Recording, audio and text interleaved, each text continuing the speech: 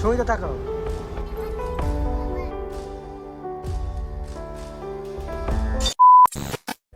Hello family, welcome Sangeeta বিশ্বাস YouTube চ্যানেলে। তো জামাই ষষ্ঠীতে ঘুরে টুরে নিয়ে তারপরে আবার চলে এলাম শ্বশুর বাড়ি, মানে 5 দিন থেকে আবার 5 দিনের মাথায় শ্বশুর বাড়ি চলে এলাম।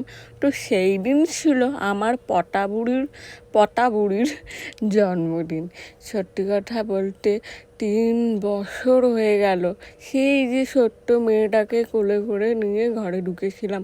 আজকে 3টে বছর পার করে ফেললো ওই পটা বুড়ি যাই বলো, সব নামই ওর। মানে ওরে ভালোবেসে যে কত নামে ডাকা হয় সেটা আমার ধারণাই নেই। তো যাই হোক, আজকে তোমাদের সঙ্গে শেয়ার করছি আমার কটা বুড়ির জন্মদিন। আমরা কিন্তু জানি না মা এত কিছু আয়োজন করেছে, মানে আমার শাশুড়ি মা এত কিছু আয়োজন করেছে। ও বাড়ি ঢোকার সাথে সাথে চারিদিকে ডেয়ারি মিল্ক সাজিয়ে রেখেছিল, আর মনা ঢুকছিল আর ওর হাতে একটা করে দিচ্ছিল। এই জিনিসটা আমার সঙ্গেও হয়েছিল।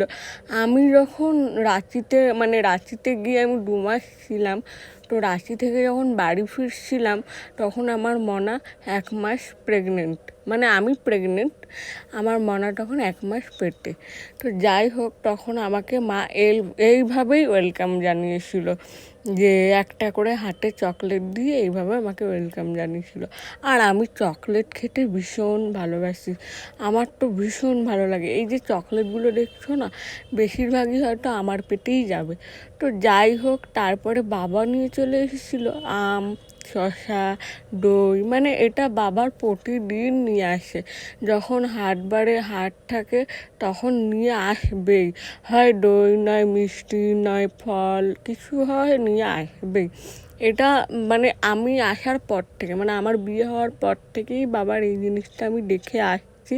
তো মা বলতো যে তোর বাবা তো আগে এগুলো করতো না, এখন হঠাৎ করে আমি বলছি দেখো, এইটাই হচ্ছে বাবার মেয়ের ভালোবাসা। মানে অনেকে বলে যে বৌমারা বৌমাই হয়, মেয়ে কখনো হয় না, কিন্তু আমার শ্বশুর কিন্তু সেরকম ব্যবহার কোনোদিন দেখিনি। আমার জন্য যখন মনে হয়নি, প্রত্যেক দিন বাড়ির সবার জন্য ফল নয় দই নয় মিষ্টি কিছু না কিছু বাড়িতে নিয়ে এসেছে।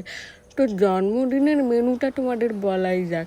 জন্মদিনে হয়েছিল রাইস, আলুর দম, চাটনি, পাঁপড়, পায়েস, 2 রকম মিষ্টি আর দই।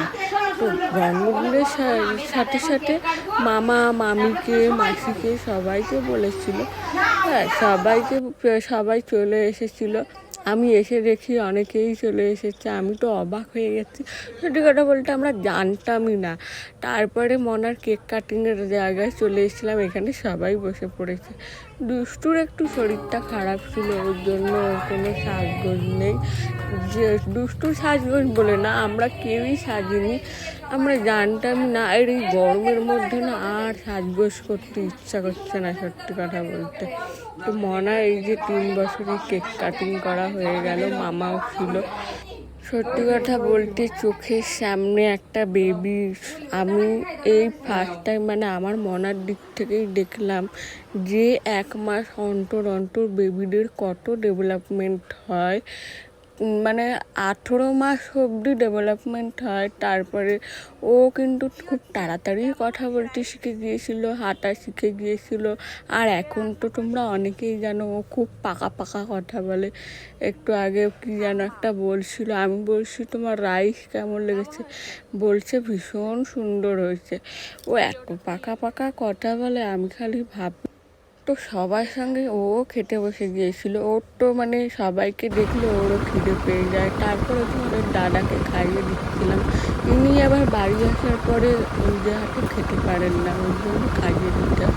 তো আজকের ব্লগটা এখানেই শেষ, টাটা সবাইকে, পরের ব্লগ দেখা।